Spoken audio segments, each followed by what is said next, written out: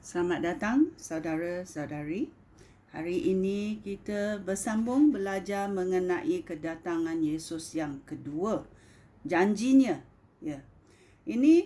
Hari ini kita berkata Roh Allah, iaitu Roh Kudus Allah menjadi saksi bahawa ini akan berlaku. Ya. Dalam 2 Korintius babak 5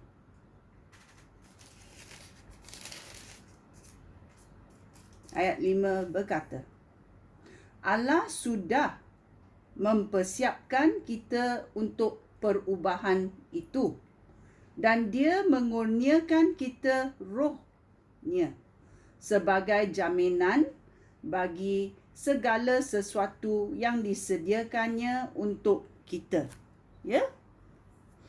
Allah sudah sediakan segalanya untuk kita. Kita mesti bersabar, kita mesti pasti tahu apa yang Allah mempersiapkan untuk kita, untuk perubahan kita, iaitu dalam bila kita seperti orang tua yang mati, bila kita mati, roh kita sekelip mata pergi ke Yesus. Ya? Itu adalah perubahan yang sungguh mujizat, kerana badan kita akan mati dan ditanam, ya, tetapi roh kita akan bangkit, ya. Roh kita tidak akan mati dan kita pergi ke mana? Yang percaya akan pergi bersama Yesus Kristus, ya. Allah sudah mempersiapkan kita untuk perubahan itu. Dan dia mengurniakan kita rohnya.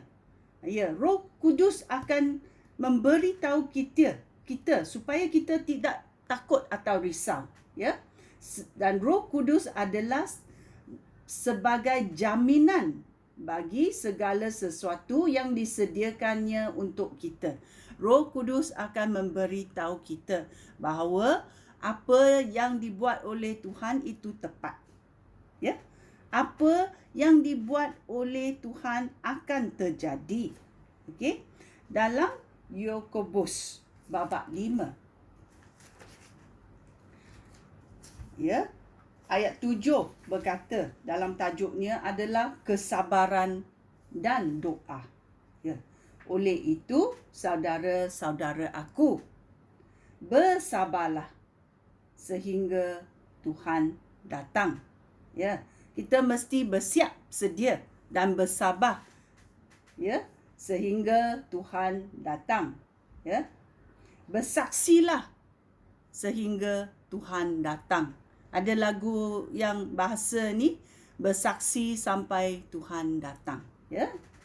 Lihatlah betapa sabarnya seorang peladang menunggu tanahnya mengeluarkan hasil yang berharga. Dengan sabar, dia menunggu hujan musim luruh dan hujan musim bunga. Kamu juga mesti bersabar. Teguhkanlah hati kamu, kerana hari kedatangan Tuhan sudah dekat. Ya, sudah lebih dekat daripada semalam. Ya. Kalau hari ini Tuhan datang, ya, semalam lebih jauh, tetapi hari ini lebih dekat, ya. Dia berkata Tuhan sudah kedatangan, Tuhan sudah dekat, ya. Saudara-saudara aku, janganlah saling bersugut-sugut supaya kamu tidak dihakimi oleh Allah. Hakim sudah dekat dan segera datang. Saudara-saudara aku, ingatlah akan nabi-nabi yang bersabda dengan nama Tuhan. Dia berkata, contohilah kesabaran dan ketabahan mereka pada masa mereka menanggung penderitaan. Kami menyebut mereka berbahagia kerana mereka tabah menanggung penderitaan. Kamu telah mendengar kisah tentang kesabaran Ayub, dan kamu tahu bagaimana Tuhan memberkati dia pada akhirnya. Hal itu berlaku kerana Tuhan berbelas kasihan dan Tuhan baik hati. Ya, sungguh baiknya Tuhan kita. Saudara-saudara aku, hal ini penting sekali. Janganlah bersumpah apabila membuat janji. Janganlah bersumpah demi langit atau bumi ataupun apa sahaja. Katakanlah ya apabila maksud kamu ya, dan tidak apabila maksud kamu tidak. Dengan demikian, kamu tidak akan dihukum oleh Allah. Ya.